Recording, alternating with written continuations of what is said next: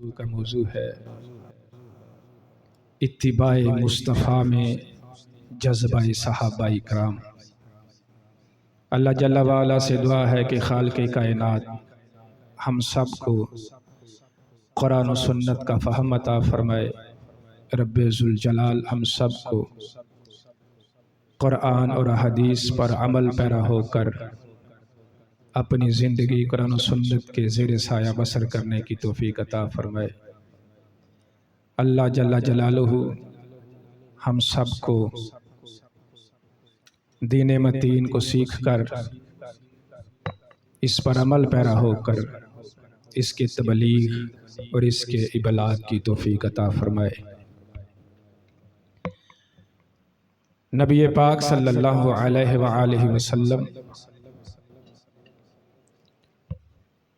آپ کا جو مقام ہے دیگر انبیاء کرام علیہ السلام میں سے، اس کے پیش نظر جس انداز میں صحابہ کرام رضوان اللہ اجمعین نے نبی پاک علیہ السلام کے ساتھ عشق کیا، صحابہ کرام نے جیسے محبوب علیہ السلام سے پیار کیا، اس کی مثال حضرت آدم علیہ السلام سے لے کر عیسیٰ علیہ السلام کے اصحاب تک نہیں ملتی۔ صحابہ کرام رضوان اللہ اجمعین صرف اطاعت ہی کا پیش خیمہ نہیں تھے، بلکہ وہ اتباع مصطفیٰ صلی اللہ علیہ وآلہ وسلم میں بالکل انہوں نے اپنے آپ کو غرق کر لیا تھا۔ اطاعت اور اتباع میں یہ بات نہایت اہم ہے کہ جو ہر کسی کو سمجھنی چاہیے۔ اطاعت کا معنی حکم کرنا یعنی حکم کی تعمیل ہوتا ہے کہ جو بندہ نبی پاک علیہ السلام کی اطاعت کرتا ہے اس کا مطلب ہے کہ وہ نبی پاک علیہ السلام کے حکم کی تعمیل کر رہا ہے۔ تو دوسرا درجہ ہے اتباع کا، جو اطاعت سے بڑا درجہ ہے۔ اس کی مثال یوں سمجھیں کہ نبی پاک علیہ السلام کو ایک صحابی رسول نے اپنے گریبان کے بٹن کھولے ہوئے دیکھا تو اس نے ساری زندگی اپنے گریبان کے بٹنوں کو بند ہی نہیں کیا، یعنی کہ میں نے نبی پاک علیہ السلام کو اس حالت میں دیکھا ہے۔ تو جب ہم احادیث پاک کا مطالعہ کرتے ہیں تو ہمیں صحابہ کرام میں سے وہ لوگ بھی ملتے ہیں کہ جنہوں نے پاؤں میں جوتا ہی نہیں ڈالا، تو جب ان سے پوچھا گیا تو کہنے لگے میں نے اپنے حبیب کو ایسے ہی دیکھا ہے۔ یعنی اتباع کا جو مقام اور درجہ ہے اس کو آسان لفظوں میں یہ سمجھیں کہ یہ عشق مصطفیٰ ہے۔ اتباع کا معنی فنا فی الرسول ہونا ہے۔ اتباع کا معنی نبی پاک علیہ السلام کا ہر انداز اپنی ذات کے اوپر اس کو نافذ کرنا، اس کا معنی یہ ہے۔ تو آج مختصر سے وقت میں ہم اطاعت مصطفیٰ صلی اللہ علیہ وآلہ وسلم کا نظارہ صحابہ کرام رضوان اللہ اجمعین سے پڑھیں گے۔ اطاعت پر تو وہ گامزن تھے ہی، لیکن وہ عشق مصطفیٰ میں کس قدر صحابہ کرام کو رغبت تھی۔ حضرت عبداللہ بن عباس، ہم اپنی بات کا آغاز آپ کے کلام سے کریں گے۔ سیدنا عبداللہ بن عباس اس حدیث پاک کے راوی ہیں، اور اس حدیث پاک کو امام مسلم نے ذکر فرمایا ہے۔ اس حدیث پاک کو امام ابن حبان نے ذکر فرمایا ہے، اور اسی حدیث پاک کو امام ابو عوانہ نے اپنی مسند کے اندر ذکر فرمایا ہے۔ سیدنا عبداللہ بن عباس رضی اللہ تعالیٰ عنہ روایت کرتے ہیں، ان رسول اللہ صلی اللہ علیہ وآلہ وسلم رأی خاتما من ذهب فی ید رجل۔ حضور علیہ السلام نے ایک شخص کے ہاتھ میں سونے کی انگوٹھی پہنے ہوئے دیکھا، یعنی اس صحابی رسول نے سونے کی انگوٹھی پہنی ہوئی تھی۔ نبی پاک علیہ السلام نے ارشاد فرمایا فَنَزَعَهُ، حضور نے اس کے ہاتھ سے انگوٹھی اتاری اور اس انگوٹھی کو اتار کر پھینک دیا۔ یہ کوئی عام لوہے کی دات نہیں تھی، نہ ہی چاندی کی تھی، بلکہ یہ سونے کی بنی ہوئی انگوٹھی۔ حضور علیہ السلام نے جب دیکھا تو اس انگوٹھی کو انگلی سے اتار کر پھینک دیا۔ تو حضور فرمانے لگے یعمد احدکم الی جمرۃ من النار فیجعلها فی یدہ، تم میں سے کوئی بندہ آگ کے انگارے کا قصد کرتا ہے تو وہ اسے اپنے ہاتھ میں لے لیتا ہے۔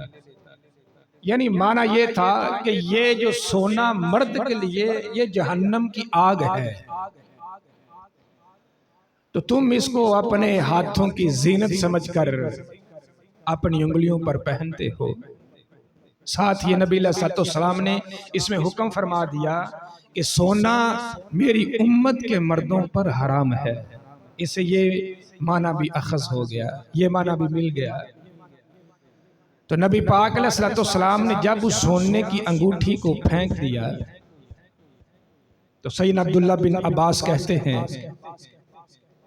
فقیل للرجل بعدما ذهب رسول اللہ صلی اللہ علیہ وآلہ وسلم، حضور علیہ السلام جب اس مجلس سے گئے تو ہم سارے پیچھے رہ گئے تھے، جس میں وہ بندہ بھی موجود تھا جس کے ہاتھ سے حضور نے انگوٹھی اتار کر پھینکی تھی۔ تو ہماری مجلس میں سے ایک بندہ بولا اور کہنے لگا خذ خاتمک، اپنی انگوٹھی کو پکڑ لیجئے، یعنی اپنی رنگ کو لے لیجئے۔ تو میں یہ نہیں کہتا کہ اسے آپ اپنی انگلی میں پہنے، آپ نے مسئلہ سمجھایا۔ تو وہ جو شخص کہنے لگا انتفع بہ، یعنی اس کو بیچ کر اس کے پیسوں سے نفع حاصل کر لیں۔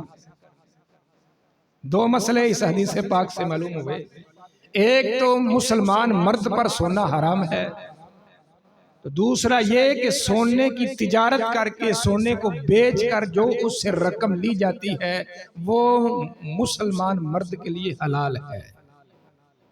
یعنی بظاہر وہ سونے کو پہن نہیں سکتا، لیکن اس کو بیچ کر اس کی خرید و فروخت انسان کر سکتا ہے، اس کا پیسہ استعمال کر سکتا ہے، اس کے پیسے سے نفع حاصل کر سکتا ہے۔ تو جب اس مجلس میں سے اس شخص نے کہا خذ خاتمک، اپنی انگوٹھی کو لے لیجئے، تو جس کے ہاتھ سے نبی علیہ السلام نے انگوٹھی اتار کر پھینکی تھی، اب وہ شخص کہنے لگا قال واللہ، مجھے اس اللہ کی قسم، اللہ کی قسم ارشاد فرما کے کہنے لگے لا آخذوہ ابدا وقد ترہہ رسول اللہ صلی اللہ علیہ وآلہ وسلم، میں اس انگوٹھی کو کبھی نہیں پکڑوں گا جس انگوٹھی کو سرکار نے میرے ہاتھ سے اتار کر پھینکا ہو، چاہے اس کو بیچ کر میں نفع تو حاصل کر سکتا ہوں۔ یہ مسئلہ نبی علیہ السلام نے ہمیں سمجھایا بھی ہے، بتایا بھی ہے، لیکن ہم سرکار دو عالم کی اتباع میں، حضور کی محبت میں، یعنی یہ میرے ہاتھ پر پہنی ہوئی انگوٹھی میرے حبیب کو پسند نہیں آئی تو میں صرف اسے پہنوں گا ہی نہیں بلکہ اس کو بیچ کر اس کا میں پیسہ بھی لینا پسند نہیں کرتا۔ یعنی حضور کی اتباع، اس میں دونوں چیزوں کو جمع کر دیا گیا۔ ایک تو تھا اطاعت، یعنی اطاعت یہ تھی کہ انگوٹھی کو پھینک دیا جائے اور پھینک دی گئی۔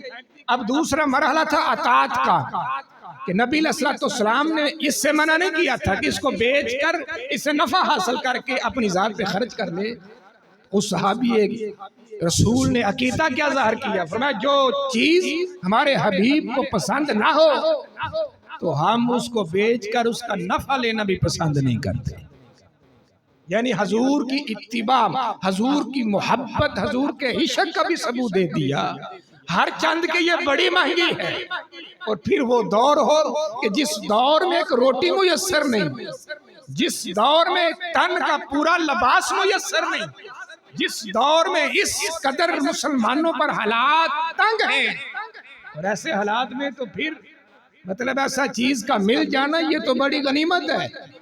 لیکن انہوں نے اپنی بھوک پیاس پر سب سے زیادہ مقدم جس چیز کو سمجھا وہ حضور علیہ السلام کی اتباع تھی، وہ حضور علیہ السلام سے پیار تھا، وہ حضور علیہ السلام سے محبت تھی۔ تو یہ سیدنا عبداللہ بن عباس رضی اللہ تعالیٰ عنہ اس محفل کا ذکر کرتے ہوئے اس چیز کو بیان کرتے ہیں۔ آگے ایک اور بڑا حسین منظر ہے۔ نبی پاک علیہ السلام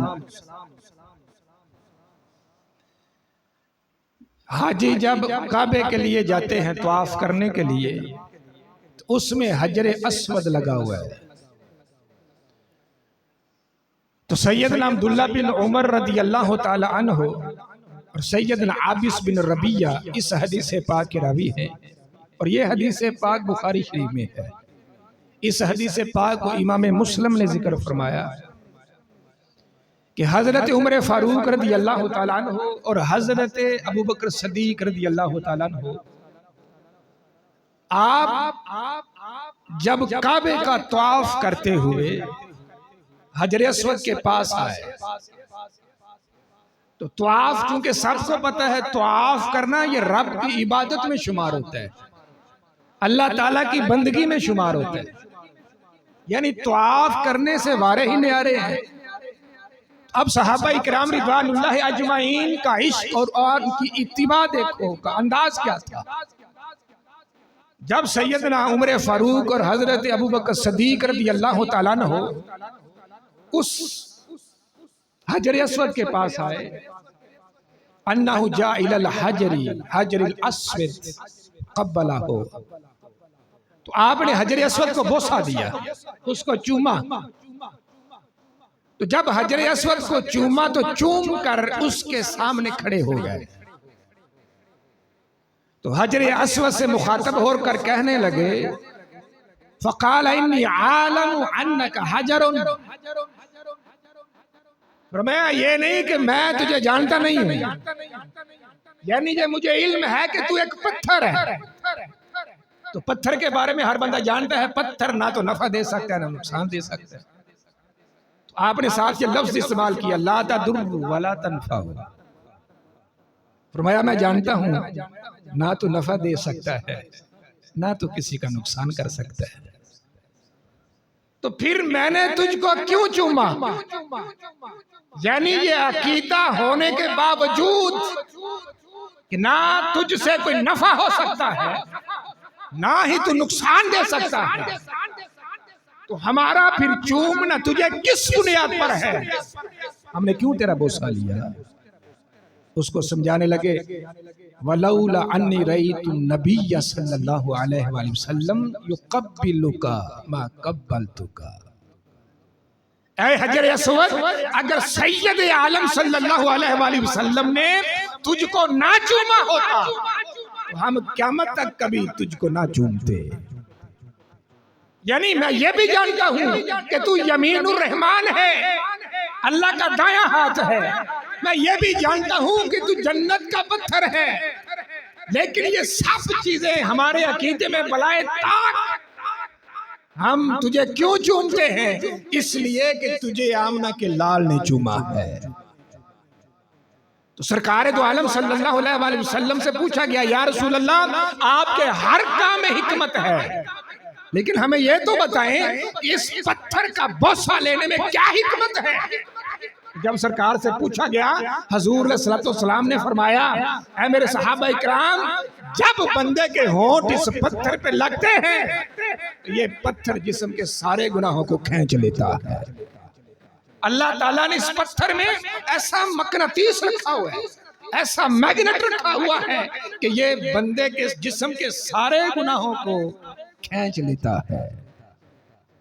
تو صحابہ اکرام نے اپنا عقیدہ واضح کیا۔ ہم سب جانتے ہیں کہ اے حجر اسود تو کیا کر سکتا ہے، لیکن صرف ہم تمہیں اس لیے چومتے ہیں کہ تجھے سرکار دو عالم نے چوما ہوا ہے۔ ساری اطاعت تو یہ تھی نا کہ نبی علیہ السلام نے فرمایا پتھر کا بوسہ لو، لیکن صحابہ اکرام نے اطاعت کے ساتھ اتباع یہ بتائی کہ ہم کس قدر نبی علیہ السلام کی محبت میں گم ہیں۔ یعنی ہم تو کام کرتے ہی اس لیے ہیں کہ سرکار دو عالم نے کیا ہوا ہے۔ اتنی بڑی صحابہ اکرام کی یہ جو سنت، یعنی فنائے مصطفیٰ، فنا فی الرسول کے مقام پر صحابہ اکرام نے اپنے آپ کو کھڑا کیا ہوا تھا۔ اس کی تیسری مثال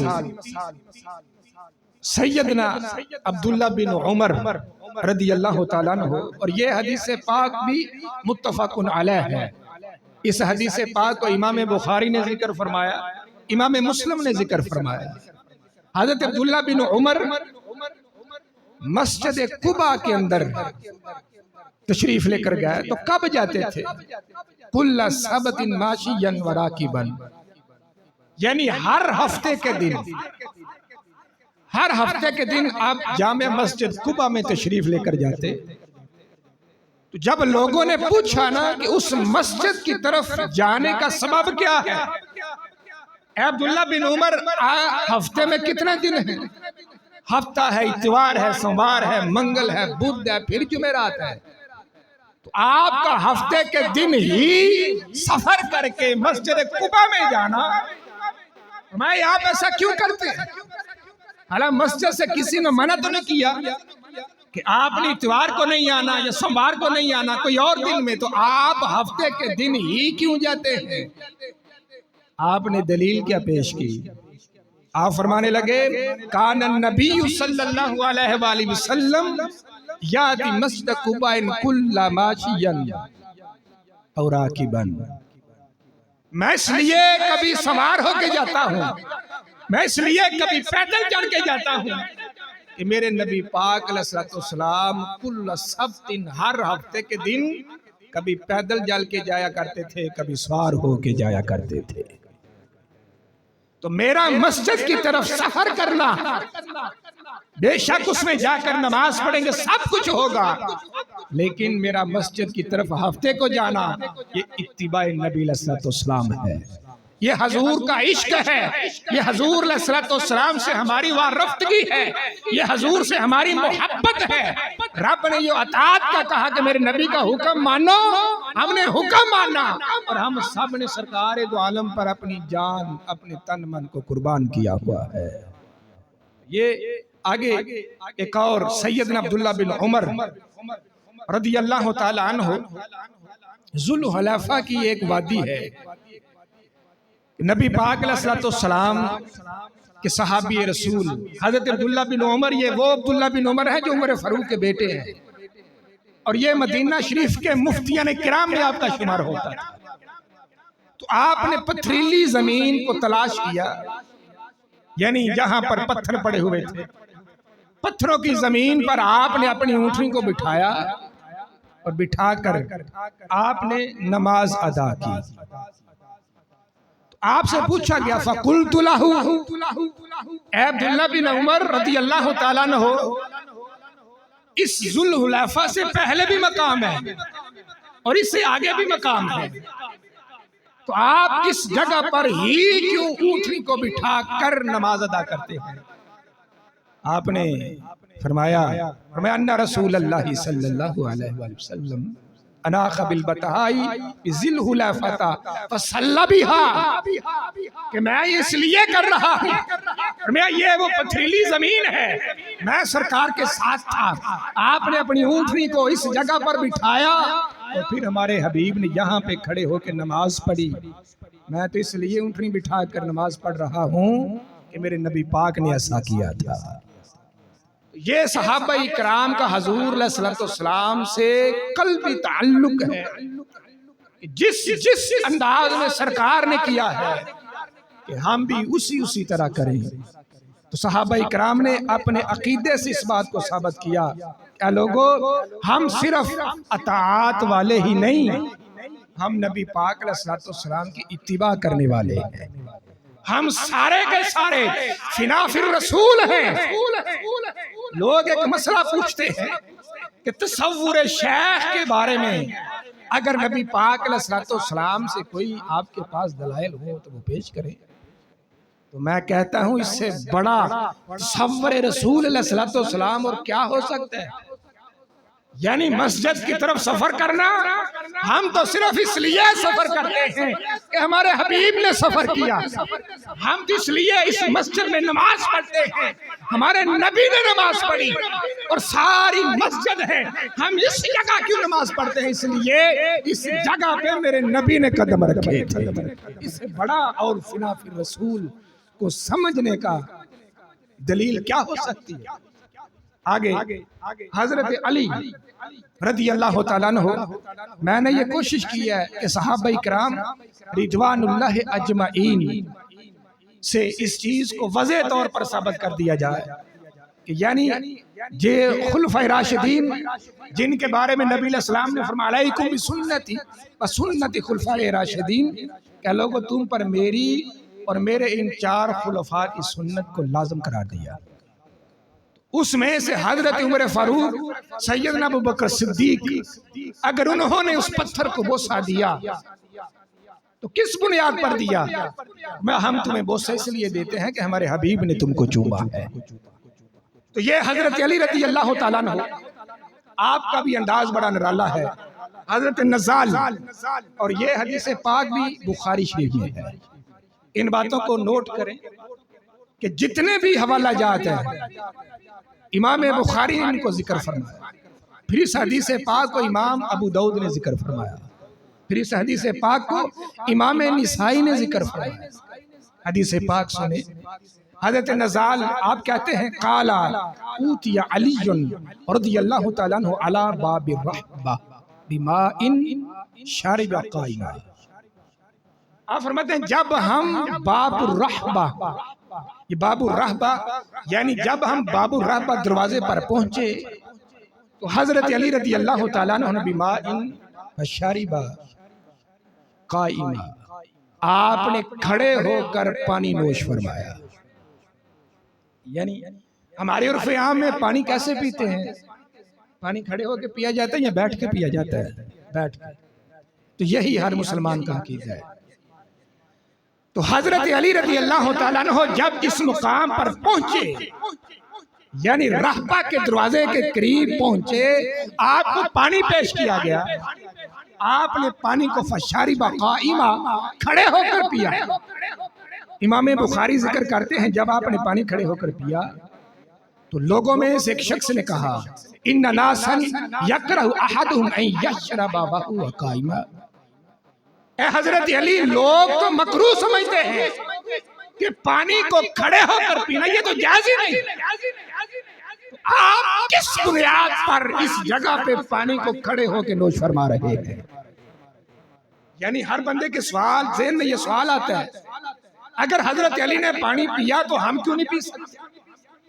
تو پھر یہ جماعت صحابہ اکرام کی تھی جن سے آگے پوری امت میں یہ دین پہنچا، انہوں نے سوال کیا اے حضرت علی لوگ تو مکروہ سمجھتے ہیں، کھڑے ہو کر تو پانی پینا جائز ہی نہیں، آپ کس بنیاد پر پانی کھڑے ہو کر اس جگہ پر پی رہے ہیں؟ آپ نے معنی سمجھایا۔ مولا علی تھے نا جن کے بارے میں حضور نے فرمایا انا مدینۃ العلم علی بابوہا، فرمانے لگے جس علم کا میں شہر ہوں اس شہر کا دروازہ کوئی اور نہیں، میرے شہر کا جو دروازہ ہے اس کو مولا علی کہا جاتا ہے۔ پھر حضور نے فرمایا انا دار الحکمہ، امام دالمی نے ذکر فرمایا میں حکمت کا شہر ہوں، حکمت کا گھر ہوں، حکمت کا محل ہوں، اور اس محل کا دروازہ حضرت مولا علی ہے۔ آپ یہاں پہ فرمانے لگے اے لوگو اس جگہ پہ کھڑے ہو کر پانی میں اپنی مرضی سے نہیں پی رہا، یہ عقیدہ میں نے خود نہیں گڑھا، میں نے یہ عقیدہ مصطفیٰ سے پڑھا ہوا ہے۔ آپ نے دلیل دی، فرمایا وَإِنِّي رَأَيْتُ النَّبِيَّ صلی اللہ علیہ وآلہ وسلم، میں نے حضور علیہ السلام کو دیکھا تھا، کیا فعل کما رأیتمونی فعلت، جیسا تم نے مجھے دیکھا نا کہ میں اس رہبہ کے دروازے کے پاس کھڑا ہو کے پانی پی رہا ہوں، میں نے اپنی مرضی سے نہیں پیا، میں نے سرکار کو دیکھا تھا کہ جس جگہ سے گزر گئے تو بیٹھ کے پانی پیتے تھے، لیکن جب وہ رہبہ کے دروازے کے پاس آئے تو حضور نے کھڑے ہو کے پانی پیا تھا۔ میرا مقصد کھڑے ہو کر پانی پینا، یہ نبی پاک علیہ السلام کی وہ ادا ہے کہ جو ادا سرکار دو عالم نے ہمارے سامنے پیش فرمائی تھی۔ یعنی یہ حضرت علی رضی اللہ تعالیٰ عنہ کی آپ کا فعل بھی سامنے آ گیا کہ ہم اطاعت و حکم تو یہ ہے کہ پانی بیٹھ کر پیا جائے، اتباع یہ ہے کہ جیسے جیسے سرکار نے کیا ویسے ویسے وہ اپنی زندگی میں کیا جائے۔ تو صحابہ اکرام اس مقام پر فائز تھے۔ اطاعت یہ تو اس کا بڑا چھوٹا درجہ ہے، اتباع کر کے صحابہ اکرام نے یہ ثابت کیا کہ لوگوں ہم میں سے ایک ہی فنا فی رسول نہیں تھا۔ آپ جس صحابی کو بھی دیکھو تمہیں ہر صحابی رسول فنا فی رسول ملے گا۔ پانی بیٹھ کر پینا اس پر نیکی ہے یا گناہ ہے؟ بیٹھ کر پینے میں نیکی ہے نا، تو یعنی یہ بھی عبادت میں شمار ہوا۔ صحابہ اکرام کی عبادت کا سارا محور، منبع، مرکز ایک ہی ذات تھی، اور اس ذات کو محمد مصطفیٰ کہا جاتا ہے۔